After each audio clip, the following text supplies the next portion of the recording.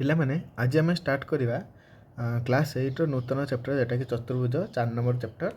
ତ ଷ୍ଟାର୍ଟ କରିବା ଆଗରୁ ମୁଁ ଭାବୁଛି ଟିକେ ତୁମମାନଙ୍କୁ ଏ ବିଷୟରେ ଟିକେ ଡିଟେଲ୍ ଆନାଲିସିସ୍ ଟିକେ ଦେଇଦେବା, କ'ଣ ଅଛି କ'ଣ ନାହିଁ। ଟିକେ ସଂଜ୍ଞା ମଜ୍ଞା ମୁଁ ଲେଖିକି ରଖିଦେବି ଆଗୁଆ, ଆଉ ତୁମେମାନେ ଯଦି ଚାହିଁବ ପଜ୍ କରି ଦେଖିପାରିବ। ଯଦି ମୁଁ ଲେଖିମି ଏଠି ତୁମ ଆଗରେ ତାହେଲେ ବହୁତ ଟାଇମ୍ ଯିବ, ତ ମୁଁ ସେଥିପାଇଁ ତୁମ ପାଇଁ ଆଗୁଆ ଲେଖିଦେଉଛି, ତୁମେମାନେ ନୋଟ୍ ଚାହିଁଲେ କରିପାରିବ।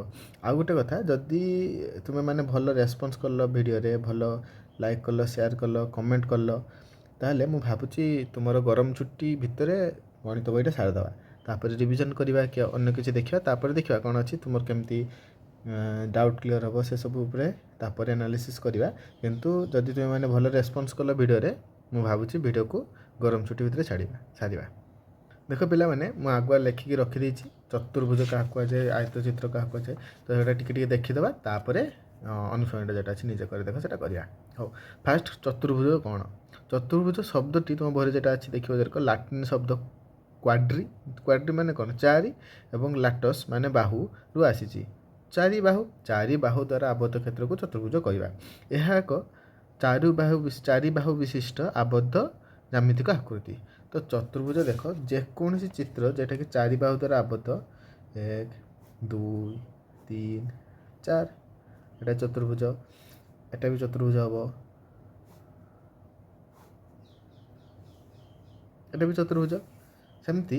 କିନ୍ତୁ ଏଟା ସିଧା ବାହୁ ହୋଇଥିବା ଦରକାର। ଯଦି ଏମିତି କର୍ଭ ଲାଇନ୍ ନେବ ତାହେଲେ ସେଟା ଚତୁର୍ଭୁଜ ହେବନି। ତ ଏଗୁଡ଼ା ସବୁ ଚତୁର୍ଭୁଜ କହିବା। ତ ଚତୁର୍ଭୁଜ କାହାକୁ କୁହାଯାଏ ଜାଣିଲେ, ତ ଆୟତ ଚିତ୍ର। ଦେଖିବ ପିଲାମାନେ ମନେ ରଖିବ, ଆୟତ ଚିତ୍ର ବି ଗୋଟେ ଚତୁର୍ଭୁଜ, କାରଣ ଆୟତ ଚିତ୍ରଟି ବି ଚାରି ବାହୁ ଦ୍ୱାରା ଆବଦ୍ଧ। ତ ଲେଖାଇ ଦେଖ, ଏହା ଏପରି ଏକ ଚତୁର୍ଭୁଜ ଯାହାର ପ୍ରତ୍ୟେକ କୋଣ 90 ଡିଗ୍ରୀ। ଆୟତ ଚିତ୍ର କେମିତି ପିଲାମାନେ? ତ ମୁଁ ହାତରେ କରିଛି, ଟିକେ ଭୁଲଭାଲ ହେବ, ତଥାପି ତୁମେମାନେ ଆଡ଼ଜଷ୍ଟ କରିନେବ।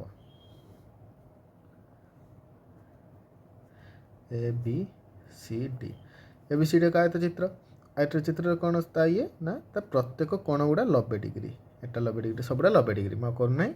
ଆଉ ଦେଖ, ମୁଁ ପୁରା ବଢ଼ିଆ ରକ ପଏଣ୍ଟ କରିକି ଲେଖିଛି। ବହୁତ କଷ୍ଟ କରୁଛି ପିଲାମାନେ ତୁମମାନଙ୍କ ପାଇଁ। ତୁମମାନେ ଚ୍ୟାନେଲକୁ ସବସ୍କ୍ରାଇବ୍ କର। ଦେଖ କ'ଣ ଲେଖିଛି, ମୁଖ୍ୟ ଧର୍ମ। ତାହେଲେ ଆୟତ ଚିତ୍ର ମୁଖ୍ୟ ଧର୍ମ କ'ଣ ଲେଖିନି ନା, ବିପରୀତ ବାହୁମାନଙ୍କର ଦୈର୍ଘ୍ୟ, ବିପରୀତ ମାନେ AB = BC। ଆଗେ ପଢ଼ିଦେବି, ବିପରୀତ ବାହୁ ମାନଙ୍କ ଦୈର୍ଘ୍ୟ ସମାନ ଏବଂ ସେମାନେ ପରସ୍ପର ସମାନ୍ତର।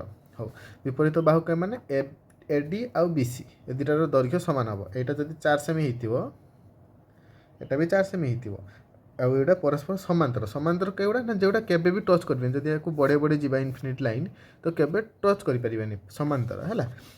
ବିପରୀତ ବାହୁ ସେମିତି, ଏଇ ଦୁଇଟା ପରସ୍ପର ସମାନ୍ତର, AB ଆଉ DC। ଏଇଟା ଯଦି ମୁଁ 2 ସେମି ନେବି, 2 ସେମି, ତାହେଲେ ଏଗୁଡ଼ା କେବେ ମାନେ ସମାନ୍ତର ହେଲା ଏକ, ଆଉ ପରସ୍ପର ସମାନ୍ତର। ହଉ, କର୍ଣ୍ଣଦ୍ୱୟର ଦୈର୍ଘ୍ୟ ସମାନ। ଦେଖ, ଆଉ ଗୋଟେ ପଏଣ୍ଟ ଲେଖିଲି, କର୍ଣ୍ଣଦ୍ୱୟର ଦୈର୍ଘ୍ୟ ସମାନ। କର୍ଣ୍ଣ ଦୈର୍ଘ୍ୟ ଯେମିତି କେଉଁଟା ନା, କର୍ଣ୍ଣ ହେଉଛୁ ଯେତେବେଳେ ଆମେ A ରୁ C କି ଟାଣିବା, ହାତରେ ଟାଣୁଛୁ ପିଲାମାନେ, ଭୁଲ ଟିକେ ଆଡ଼ଜଷ୍ଟ କରିବ। ଆଉ B ରୁ D କି ଟାଣିବା। କ'ଣ କହିଲା? AC = BD। ଆୟତ ଚିତ୍ର କ'ଣ ଧର୍ମ ନା, AC = BD ହେବ। କର୍ଣ୍ଣଦ୍ୱୟର ଦୈର୍ଘ୍ୟ ସମାନ ହେବ। ଆଉ କର୍ଣ୍ଣଦ୍ୱୟ ପରସ୍ପରକୁ ସମଦ୍ୱିଖଣ୍ଡକ କରନ୍ତି। କ'ଣ ନା, ଦେଖ, ଏଠି ଯଦି ଟଚ୍ କଲେ, ତା ନାଁ ମୁଁ O ଦେଲି, ତାହେଲେ କ'ଣ ହେଇଥିବ ନା, AO = CO ହେଇଥିବ। AO = CO, ଆଉ BO = DO। ସମଦ୍ୱିଖଣ୍ଡ ମାନେ କ'ଣ? ସମାନ ଦୁଇ ଭାଗରେ ବିଭକ୍ତ କରିବା।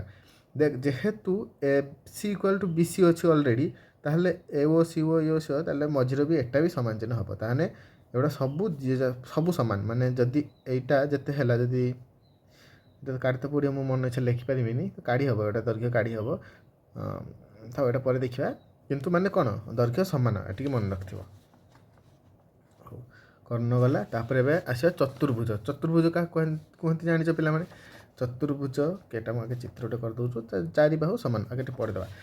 ଯେଉଁ ଚତୁର୍ଭୁଜ ସରି ପିଲାମାନେ, ବର୍ଗଚିତ୍ର, ମାନେ ଏଇଟା ବର୍ଗଚିତ୍ର ଅଛି, ମୁଁ ଭୁଲରେ କହିଦେଲି ଚତୁର୍ଭୁଜ। ହଉ, ଯେଉଁ ଚତୁର୍ଭୁଜର ସମାନ ବାହୁର ଦୈର୍ଘ୍ୟ, ଯେଉଁ ଚତୁର୍ଭୁଜର ସମାନ୍ତର, ଭୁଲ ହେଇଛି, ସମାନ୍ତର ବାହୁର ଦୈର୍ଘ୍ୟ ଭୁଲ ହେଇଛି ପିଲାମାନେ, ଲେଖତେ ଭୁଲ ହେଇଛି। ଯେଉଁ ଚତୁର୍ଭୁଜର ସମାନ୍ତର ବାହୁର ଦୈର୍ଘ୍ୟ ସମାନ ଏବଂ ପ୍ରତ୍ୟେକ କୋଣ ସମକୋଣ, ତାହାକୁ ବର୍ଗଚିତ୍ର କୁହନ୍ତି। ତ ମୁଁ ଆଗେ ଚିତ୍ର କରିଦେଉଛି ପିଲାମାନେ। ବର୍ଗଚିତ୍ର ସବୁଠୁ ଇଜି, ସବୁ ବାହୁ ସମାନ। ଜାଣିଥିବ, ତଥାପି ଟିକେ ରିକେପ୍ କରିଦେବାଟା ଭଲ ହେବ ତୁମମାନଙ୍କ ପାଇଁ। ABCD। ABCD ଆର କ'ଣ କହିଲା ନା ଏହାର ସମାନ୍ତର ବାହୁର ଦୈର୍ଘ୍ୟ ସମାନ। ଇଏ ଇଏ ଏର ବାହୁ ଦୈର୍ଘ୍ୟ ସମାନ, ଏ ଦୁଇଟା ବାହୁ ସମାନ୍ତର, ମାନେ ଏ ଦୁଇଟା ସମାନ୍ତର ନା, ଏ ବି ଆଉ ସି ଡି ସମାନ୍ତର, ଆଉ ବି ସି ଆଉ ଏ ଡି ସମାନ୍ତର। ସେ କହିଲା ସବୁ ସମାନ୍ତର ଭାଇ, ଏଟା ଆ ସହିତ ସମାନ ହେବ, ଏଟା ଆ ସହିତ ସମାନ ହେବ, ମାନେ ସବୁଗୁଡ଼ା ବାହୁ ପରସ୍ପର ସହିତ ସମାନ। ମାନେ କ'ଣ, A B equal to B C equal to C D equal to A D ବା ଡି ଏ, ଯାହା ଲେଖିବ କିଛି ନାହିଁ ଅସୁବିଧା, ସମାନ ହେବ। ସବୁ ବାହୁର ଦୈର୍ଘ୍ୟ ସମାନ ହେବ। ସେମିତି ଆର କର୍ଣ୍ଣଦ୍ୱୟର ବି ଦୈର୍ଘ୍ୟ ମଧ୍ୟ ସମାନ ହେବ। ଆଉ ଗୋଟେ କଥା, କର୍ଣ୍ଣଦ୍ୱୟ ପରସ୍ପରକୁ 90 ଡିଗ୍ରୀ ଛେଦ କରିବ। ମୁଁ ସେଟା ଦେଖାଉଛି। ଆଉ ଗୋଟେ କଥା, ହଁ ଏଠି ବି ତାର 90 ଡିଗ୍ରୀ ହେଇଥିବ ସବୁ କୋଣ। ଏଇଟା ଦେଖିବା, ମୁଁ ଲେଖିଛି, ଏପାର ଲେଖିଛି। ଏପାର ମୁଁ ଜାଣି ସ୍ପେସ୍ ରଖିଥିଲି ଚିତ୍ର କରିବି ବୋଲି, ନହେଲେ ତ ଏପାର ମୋର ଥିଲା ଜାଗା। ତଥାପି ଦେଖ ମୁଁ ଲେଖିଛି ଏଠି ବିଶେଷତା, ପୁରା ପଏଣ୍ଟ କରିକି ଲେଖିଛି। ବିଶେଷତା କ'ଣ ନା ବର୍ଗଚିତ୍ରର ପ୍ରତ୍ୟେକ ବର୍ଗଚିତ୍ର ଆୟତଚିତ୍ର। ମନେ ରଖିଥିବ, ପ୍ରତ୍ୟେକ ବର୍ଗଚିତ୍ର ଏକ ଆୟତଚିତ୍ର ହେଲା। ସବୁ ବର୍ଗଚିତ୍ରକୁ ଆମେ ଆୟତଚିତ୍ର କହିପାରିବା, କିନ୍ତୁ ଯେହେତୁ ଏହାର ସବୁ କୋଣ ଆଉ ସବୁ ବାହୁ ସମାନ, ତାକୁ ବର୍ଗଚିତ୍ର ହୋଇଗଲା। ମୁଖ୍ୟ ଧର୍ମ କ'ଣ ନା, ବର୍ଗଚିତ୍ରର କର୍ଣ୍ଣଦ୍ୱୟର ସମଦୈର୍ଘ୍ୟ ବିଶିଷ୍ଟ। ଏଟା ବି ସେଇ ଯେଟା ମୁଁ କହିଥିଲି, ଏଇଟା AC ଇକ୍ୱାଲ୍ ଟୁ BD, যেটা আয়তচিত্র ଥିଲା এটা সমান ହେବ। ସେମିତି এটা ସମଦ୍ୱିଖଣ୍ଡକୁ ପରସ୍ପରକୁ କରିବେ। ଯଦି এটা ମୁଁ ଓ ନେଲେ, AO ଇକ୍ୱାଲ୍ ଟୁ CO ଆଉ BO ଇକ୍ୱାଲ୍ ଟୁ DO, ଆଉ ଏଟା ଇଏ ମଝିରେ ବି ଗୋଟେ ସମାନ ଚିହ୍ନ କ'ଣ ପାଇଁ ବସେଇଲି ନା, ଯେହେତୁ এটা ପୁରା ବଡ଼ ଦୁଇଟା ସମାନ ହେଇଛନ୍ତି, ତାହେଲେ ଏ ଭିତରେ ଦୁଇଗୁଡ଼ା ବି ସବୁଗୁଡ଼ା ସାନ ଗୁଡ଼ା ବି ସମାନ ହେବେ। ତ କ'ଣ କହିଲା, ବର୍ଗଚିତ୍ରର କର୍ଣ୍ଣଦ୍ୱୟ ସମଦୈର୍ଘ୍ୟ ବିଶିଷ୍ଟ ଏବଂ ପରସ୍ପରକୁ ସମକୋଣ। ଦେଖ ଏଇଟା ମୁଁ ଗାର ମାରିଛି ଆଉ ଚିତ୍ର ବି କରିଦେଇଛି। ପରସ୍ପରକୁ ସମକୋଣରେ ସମଦ୍ୱିଖଣ୍ଡକ କରନ୍ତି। ଦୁଇଟା କଥା କହିଦେଲା, ସମକୋଣ ଆଉ ସମଦ୍ୱିଖଣ୍ଡକ। ସମଦ୍ୱିଖଣ୍ଡକ ଅଲରେଡ଼ି ମୁଁ ଲେଖିଦେଇଛି, ସମକୋଣଟା ମୁଁ ଏଠି ଚିତ୍ର କରିଦେଇଥିଲି।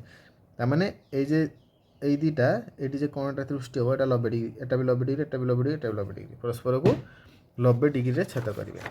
ହେଲା, ଏବେ ଆରମ୍ଭ କରିବା ଚତୁର୍ଭୁଜର କୋଣ ସମ୍ବନ୍ଧୀୟ କିଛି ନିୟମ। କ'ଣ, କିଛି ନାହିଁ ପିଲାମାନେ, ଯେକୌଣସି ଚତୁର୍ଭୁଜର 4ଟି ଅନ୍ତସ୍ଥ କୋଣର ପରିମାଣ ସମଷ୍ଟି ସର୍ବଦା 360 ଡିଗ୍ରୀ, ଏବଂ ଏଟା ତ ଜାଣିଛ ସବୁ କୋଣର ସମଷ୍ଟି ମିଶାଇ ଦେଲେ 360 ଡିଗ୍ରୀ ହେବ। ଆଉ କ'ଣ କହିଲା, ଏହି କାରଣରୁ ଯେହେତୁ 360 ଡିଗ୍ରୀ ଚତୁର୍ଭୁଜର ସବୁ କୋଣର ସମଷ୍ଟି 360 ଡିଗ୍ରୀ, ଏହି କାରଣରୁ ଗୋଟିଏ ଚତୁର୍ଭୁଜ 3ଟି ଯଦି କୋଣ ସମକୋଣ ହେଇଛୁ, ତାହେଲେ ଆଉ ଯେଟା ଗୋଟେ କୋଣ ରହିଗଲା ସେଟା ନିହାତି ସମକୋଣ ହେବ। କ'ଣ ପାଇଁ, ଦେଖ ଚତୁର୍ଭୁଜର 3ଟି କୋଣ ସମକୋଣ ଥିଲେ ଚତୁର୍ଭୁଜଟି ଅନ୍ୟ କୋଣଟି ଯେଟା ରହିଲା ଚତୁର୍ଥ କୋଣଟି ମଧ୍ୟ ନିଶ୍ଚିତ ଭାବେ ସମକୋଣ ହେବ। କେମିତି ନା, ଯଦି 3ଟା କୋଣ 90 ଡିଗ୍ରୀ ହେଇଗଲା, ତାହେଲେ କେତେ ହେଇଛି, 29 9 37 270 ଡିଗ୍ରୀ ହେଇଛି। ଆମର କ'ଣ କହିଲା, ଟୋଟାଲ୍ 360 ଡିଗ୍ରୀ, 4 କୋଣର ସମସ୍ତେ 360 ଡିଗ୍ରୀ, 360 ଡିଗ୍ରୀ 270 ଗଲେ କେତେ ପିଲାମାନେ 90 ଡିଗ୍ରୀ। ତାହେଲେ ଯେଟା ବଳିବ ସେଟା 90 ଡିଗ୍ରୀ ହେବନି କି। ହଉ, ଠିକ୍ ଅଛି। ଆଉ ଗୋଟେ ରହିଲା ସାମାନ୍ତରିକ ଚିତ୍ର। ସାମାନ୍ତରିକ ଚିତ୍ର ପିଲାମାନେ କେରକ ଚିତ୍ର ଟିକେ କାଟିଦେବା ଆଗେ। ଦେଖ ABCD, ଏହାର ଦୁଇ ବିପରୀତ ଭାଇ ସମାନ୍ତର। AD ଆଉ BC ପରସ୍ପରକୁ ସମାନ୍ତର, ମାନେ କେବେ ଟଚ୍ କରିପାରିବେନି। ସେମିତି AB ଆଉ CD ବି ସମାନ୍ତର, ଏମାନେ ପରସ୍ପରକୁ କେବେ ଟଚ୍ କରିପାରିବେନି। ଦେଖ ଲେଖିଲା, ଯେଉଁ ଚତୁର୍ଭୁଜର ବିପରୀତ ବାହୁମାନେ, ଦେଖ ଯେଟା ମୁଁ କହିଥିଲି ସେଟା ଅଛି, ଯେଉଁ ଚତୁର୍ଭୁଜର ବିପରୀତ ବାହୁମାନେ ପରସ୍ପର ସମାନ୍ତର ତାହାକୁ ସାମାନ୍ତରିକ ଚିତ୍ର କହିବା। ଆଉ ଗୋଟେ ଏଇଟା ମେନ୍ ପଏଣ୍ଟ, ଦେଖ ଆୟତଚିତ୍ର ମଧ୍ୟ ଏକ ବିଶେଷ ପ୍ରକାର ସାମାନ୍ତରିକ ଚିତ୍ର, ଯାହାର କୋଣ ଗୁଡ଼ିକ 90 ଡିଗ୍ରୀ। ଆୟତଚିତ୍ରଟି ମଧ୍ୟ ସାମାନ୍ତରିକ ଚିତ୍ର। ଦେଖ ଏଇ ଚିତ୍ରଟା, ଯେ ଚିତ୍ରଟା ମୁଁ ସାମାନ୍ତରିକ ଚିତ୍ର କଲି, ଏରକ ଅଛି, ଏଇ ଟାଇପ୍ର ଅଛି। ଯଦି ଆମେ ଟିକେ ବେଣ୍ଡ କରି 90 ଡିଗ୍ରୀ ଆଣିବା, ତାହେଲେ ସେଟା କ'ଣ ସାମାନ୍ତରିକ ଚିତ୍ରରୁ ହଟିଯିବ କି ନା, ସାମାନ୍ତରିକ ଚିତ୍ର ରହିବ, କିନ୍ତୁ ଯେହେତୁ 90 ଡିଗ୍ରୀ ଗଲେ ତାର ଅନ୍ୟ ଏକ ନାଁ ଦେଇଦେବା ଆମେ, ଯେଟାକି ଆୟତଚିତ୍ର କହୁଛେ। ପିଲାମାନେ ମୁଁ ତୁମକୁ এই ବିଷୟରେ ବ୍ରିଫ୍ ଇଣ୍ଟ୍ରୋଡକ୍ସନ୍ ଦେଇଦେଲି, କ'ଣ ଅଛି କ'ଣ ନାହିଁ। ଏବେ ଡାଇରେକ୍ଟଲି କ୍ୱେଶ୍ଚନ୍ ଆନ୍ସର୍ କରିବା, ସେଇଠୁ ସବୁ କନସେପ୍ଟ କ୍ଲିୟର ହେଇଯିବ। ଯେ ଯୋଗ ବିୟୋଗ ଯେଉଁ କୋଣ ମାପ ଦେଇଛି ସବୁ ମୁଁ ତୁମକୁ କରିକି ଦେଇଦେବି। ଟିକେ ଟାଇମ୍ ଲାଗିବ, କିନ୍ତୁ ଦେଖିବା ପିଲାମାନେ ଧୈର୍ଯ୍ୟ ସହ ଦେଖିବ, କିଛି ଅସୁବିଧା ହେବନି ଫ୍ୟୁଚର୍ରେ।